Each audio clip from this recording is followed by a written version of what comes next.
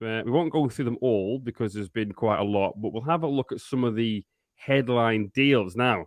Chief on which is probably Cho Gue-sung, who's left Jeonbuk, Matthew. Yeah, it's finally happened as expected. He has said goodbye to Jeonbuk and is set to sign for Danish Superliga side FC Midtjylland. Cho was given his send off against FC Seoul.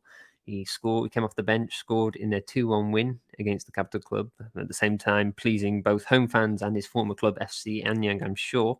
He leaves Jeonbuk with a K-League 1 title, 2 FA Cup winners medals. And he also had a K-League 2 title while on military duty for Gimcheon Sangmu. So he's done it all domestically here. He picked up the Golden Boot as well last year in the K-League. Internationally, won the AFC U23 Championship back in 2020. And he played for Korea in the World Cup, if you didn't know. He came off the bench famously, scoring 2 goals in quick succession against Ghana and drastically raising his profile in doing so. The move, it's reported for about £2.6 million. That's $3.4 million US approximately. Whether that's a fair value seems to depend on your point of view. I personally think it's okay compared to fees in the past because it's only really been China and perhaps now some clubs from the Middle East that have been willing to splurge more on Korean players direct from the K-League. So I'm not sure if there's going to be any add-ons, but I think it is a fair fee from what we've seen. I do wish the clubs would get more. Considering what he's won, his age, and he's got no military service, perhaps Jeonbuk could have commanded a better fee as well, but there we go. However, it doesn't seem to be the fee that's being discussed, but rather Jeonbuk's willingness to let him go now, rather than in the winter previous, that is. The player has rebuked those claims. He said in the post-match of the weekend that he only ever received interest from England. There was no mention of Mainz or Celtic in the previous window, and we know Celtic were definitely in the market for a Korean striker, it turned out. Was this a misstep by Jeonbuk, though, Paul? Not really. I mean, it's worked out okay now. I think it was probably a bit unfortunate that they didn't sell him in the window before, but I mean, they've still got a decent fee for him. He started scoring goals again just before the transfer window opened, and he sort of, because you did worry, didn't you? You were quite concerned, I think, that maybe he has missed his chance, but he hasn't. So I don't think so. I think they've got a decent fee. He's probably not on a long contract in K-League because the players generally aren't on long contracts. That might have dictated how much they were able to charge for him. And he's going to a club that has played in Europe in fairly recent seasons, and it'll be obviously a stepping stone and a test bed for what he can maybe go on and do after that. He's still young, isn't he? So he's got plenty of time. And yeah, I think this will be a good move for him. A good move for him, and it's a good fee for Jeonbuk. They might have been able to charge more if they had sold him earlier, but they probably, like they said to him, we will keep you for 6 more months and then sell you in the summer.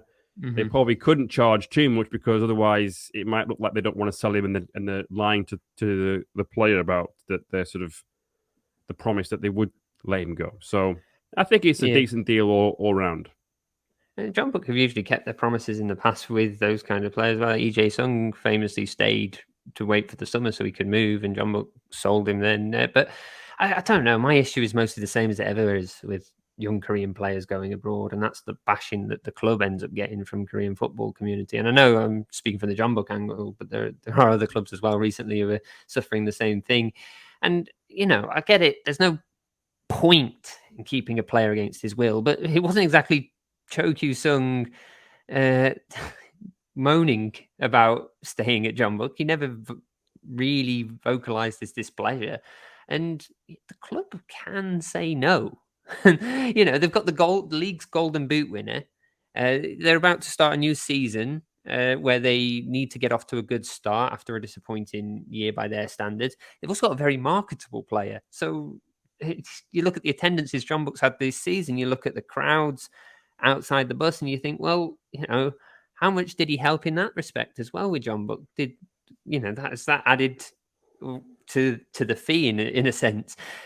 I mean, why Well, would Jeonbuk? you and Andrew Yeah, both commented on the Cho Gue-sung mania yeah, at Jeonju. he's Incredible, isn't it? his shirts are one of the best sellers, if not the best seller at the club. And yeah, why would you want to sell a player when you don't? Why would you want to sell a player when you don't want to, when you don't need to? So yeah, once again, it feels like this argument that K-League clubs somehow have a duty to sell their players the moment a European club expresses the slightest of interest. I do want Korean players to go abroad. Please don't misunderstand me there, but in some cases, that's all it is. It's interest. And suddenly it's like, oh, well, Jeonbuk didn't let him go, or Gangwon didn't let Yang Hyun-jun go, or something like this. And it's just like the club has the player under contract. At the end of the day, the club needs to do what's in its own interest before bowing to the whims of unnamed European club interest. So I don't know. But yeah, I'm glad he's got his move. I do really do like the player. And yeah. Anyway, as for this this unknown farmers league that Jeonbuk have condemned into, and yes, before you write in, I am being very sarcastic here.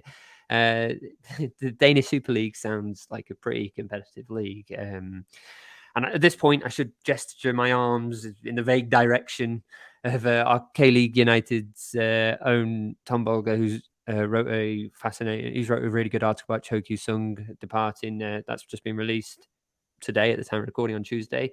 Go back and read it. And also I should point it in the direction of Asia Football and Ice Zone's Ben Griffiths. He's also got an excellent article out focusing on the Danish league and why it is such a fascinating choice for Cho Gue-sung. Both are worth reading. Both, please do go and read them. But to summarize them, he's going to be looking to fit into a setup that's produced and or nurtured strong youth talent, whilst also competing regularly for the league title and winning it a few times as well. Not only that, but he's in a team looking to bounce back from disappointment last season. So I guess his Jeonbuk experience will come in handy. And the league is also quite competitive. It focuses on being technical, tactical, physical, full of energy. The Ben Griffiths' word, not mine, but he says it's just like the Bundesliga.